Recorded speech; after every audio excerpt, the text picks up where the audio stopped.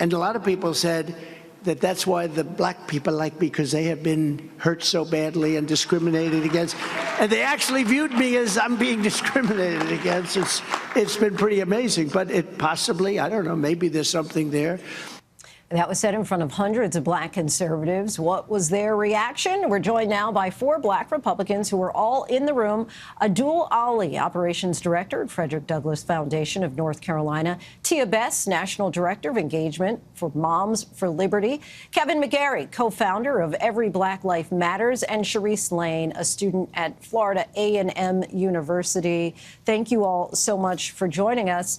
The Federation just responded saying in part, Black Americans are waking up to the reality that the Democratic Party has taken advantage of them, and the media and the party are terrified. Our community supports the policies of President Donald J. Trump and knows full well that life was better 4 years ago under his administration. No amount of media deception or liberal race baiting will sway the minds of black voters who will cast their ballots this November for safer streets, a better financial well-being, a secure border, and a complete rejection of Joe Biden's disastrous tenure.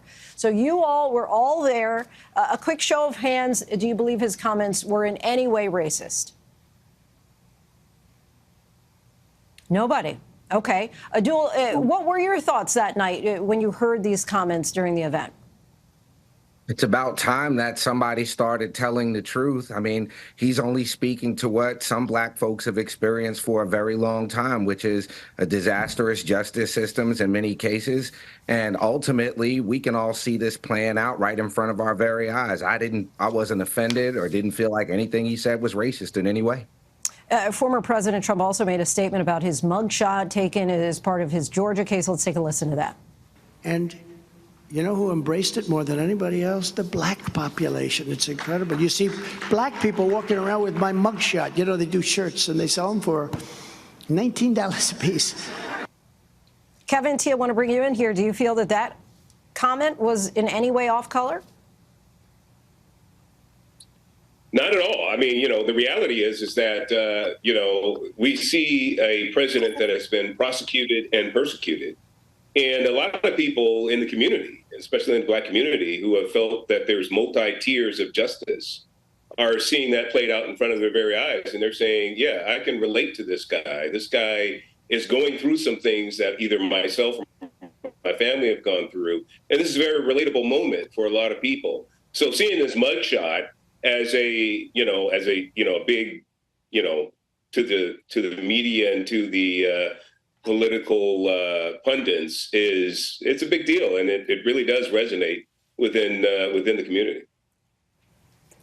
Tia, want to get your comments there. Well, no, I agree, especially coming from an education perspective.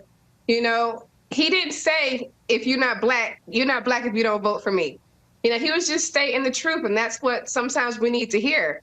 For too long in politics, we've been lied to, and we need to hear the truth and have someone that we can relate to. Me personally, I don't think that's necessarily relating to blackness, but I do think that a lot of black people have gone through the criminal justice system, and it has been unfair to them. And I think that's what he was saying. Abdul, you've said that you focus more on Trump's policies than what he actually says. But as we saw when he was president, his words do have tremendous power, even fluctuating the stock market just minutes after he'd speak.